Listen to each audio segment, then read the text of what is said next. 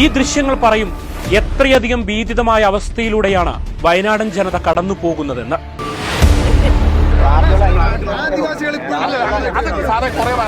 കാട്ടാനക്കലിയിൽ 2 ദിവസത്തിനിടെ വയനാട്ടിൽ പൊലിഞ്ഞത് 2 ജീവനുകളാണ്.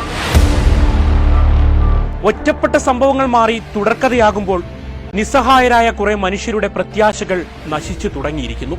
കടുവയും കാട്ടാനയും കരടിയും കാട്ടുപന്നിയുമെല്ലാം കാടിറങ്ങി കാട്ടിക്കൂട്ടുന്നതെല്ലാം കണ്ടു നിൽക്കാൻ വിധിക്കപ്പെട്ടവരായി അവർ മാറുകയാണ്. രക്തമൂറ്റിക്കുടിച്ച് കടന്നുപോയ കടുവയും കർഷകന്റെ വയറ്റത്തടിച്ച് മെതിച്ചുപോയ കാട്ടാനയും വീടിന് പുറം ലോകം അന്യമാക്കുന്ന കരടിയുമെല്ലാം ഇന്നിവിടെ നിത്യ കാഴ്ചകളാണ്. വിയർപ്പിൽ കെട്ടിപ്പടുത്ത വീട് വിട്ട് അന്യന്റെ ഇടത്തിൽ താമസിക്കുന്നതൊന്ന് ഓർത്തു നോക്കുക. അതും ഇവിടെ തുടർക്കഥകളാണ്. ക്ഷീരമേഖല ഇവർക്ക് ജീവിതമാണ്. സൂര്യൻ ഉദിച്ച് കണ്ണു തുറന്നാൽ പോറ്റി വളർത്തിയ കാലികളുടെ ജഡമാണ് ആദ്യ കാഴ്ച. അവിടെ നിന്ന് തുടങ്ങും വയനാട്ടിലെ ഓരോ സാധാരണക്കാരന്റെയും പറഞ്ഞാൽ തീരാത്ത കഷ്ടതകളുടെ തീരാദുഃഖം. തൊടിയിലും പാടങ്ങളിലും കളിച്ചു നടന്ന ബാല്യങ്ങൾ ഇന്ന് ഭയത്തിന്റെ പിടിയിലാണ്. കടുവ നല്ലോണം അലറുന്നുണ്ട്, ഞങ്ങൾക്ക് ഭയങ്കര പേടിയാണ്.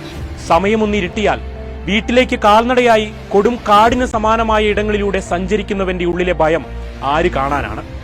ഏതു നിമിഷവും ചാടി വീഴാവുന്ന ഏത് മൃഗമാണെന്ന് പോലും ഊഹിക്കാൻ കഴിയാത്ത അത്രയും ഇവിടം തുറന്ന മൃഗശാലയാണോ എന്ന അവരുടെ ചോദ്യം ആര് കേൾക്കാനാണ്? ടെലിവിഷൻ സ്ക്രീനിന് മുന്നിൽ വയനാടൻ കഷ്ടതകൾ കണ്ട് നെടുവീർപ്പിടുന്നവർക്ക് ഈ മനുഷ്യരുടെ നേർക്കാഴ്ചകൾ കാണാനായെന്നു വരില്ല. യാഥാർത്ഥ്യം എത്രയോ ഭീകരമാണ്. തെരുവുകളിൽ തൊണ്ട പൊട്ടുമാറുച്ചത്തിൽ വിളിക്കണം അധികാരികൾക്ക് കണ്ണു തുറക്കാൻ. ഇനി പ്രതിഷേധമൊന്ന് കടുത്താലോ കേസുകൾ പിന്നാലെയും. ഇടയ്ക്ക് എപ്പോഴോ കേട്ടിരുന്ന വാർത്തകൾ ഇവിടെ ഇന്ന് നിത്യസംഭവമാണ്. അത് ശീലമാവുകയാണ്.